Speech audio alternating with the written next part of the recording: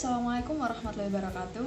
Halo, perkenalkan saya Anida Ramadhani dari Prodi D3 Akuntansi Universitas 11 Maret.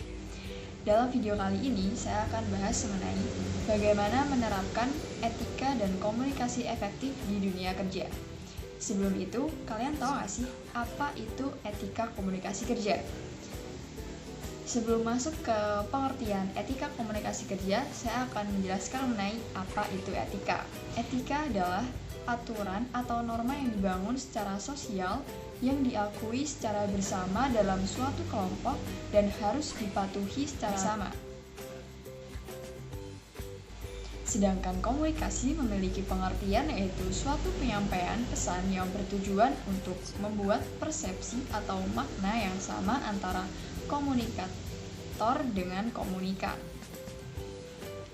Nah, dari pengertian antara etika dan komunikasi tersebut dapat disimpulkan bahwa etika komunikasi kerja yaitu norma mengenai cara untuk berkomunikasi yang dianut dan diterima di lingkungan kerja sesuai dengan budaya perusahaan atau tempat kerja yang berlaku.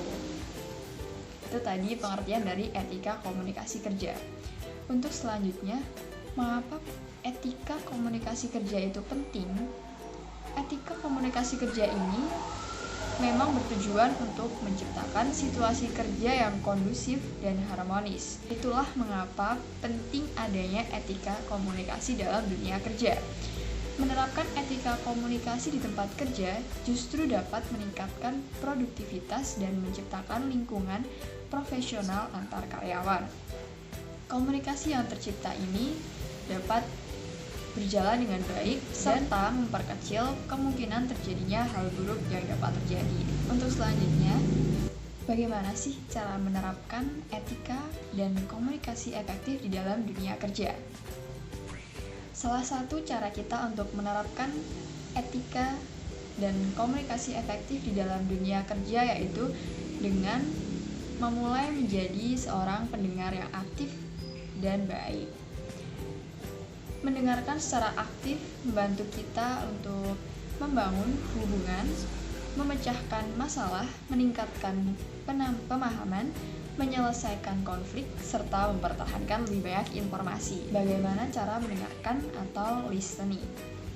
Seperti yang dikatakan Stephen Covey, yaitu listen with the intent to understand, not the intent to reply, yang artinya yaitu mendengarkan dengan maksud untuk memahami, bukan untuk membalas. Oke, untuk cara menjadi seorang pendengar atau ada 5 teknik utama. Oke, teknik yang pertama yaitu pay attention, yaitu kita harus memperhatikan secara penuh kepada si pembicara. Kita juga harus memperhatikan pesan nonverbal yang secara tidak langsung disampaikan oleh pembicara, yaitu seperti body language atau nada intonasi si pembicara.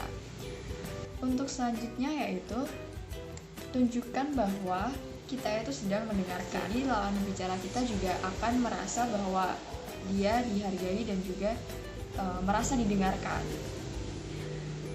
Menjaga postur kita tetap terbuka. Teknik yang selanjutnya yaitu yang ketiga, memberikan feedback. Feedback yang dimaksud dalam ini adalah seperti menanyakan pertanyaan terhadap apa yang telah disampaikan dari si pembicara dan juga seperti untuk teknik selanjutnya yaitu teknik yang keempat adalah tetap berpikiran terbuka. Dalam teknik ini kita menghindari hal-hal yang sifatnya mengganggu si pembicara seperti menyela argumen terhadap apa yang dikatakan oleh si pembicara atau menyampaikan pendapat yang sifatnya kontra. Itu adalah hal yang membuat si pembicara merasa terganggu atau merasa tersudutkan. Itu hal yang harus dihindari ketika kita memposisikan diri sebagai pendengar yang baik dan aktif.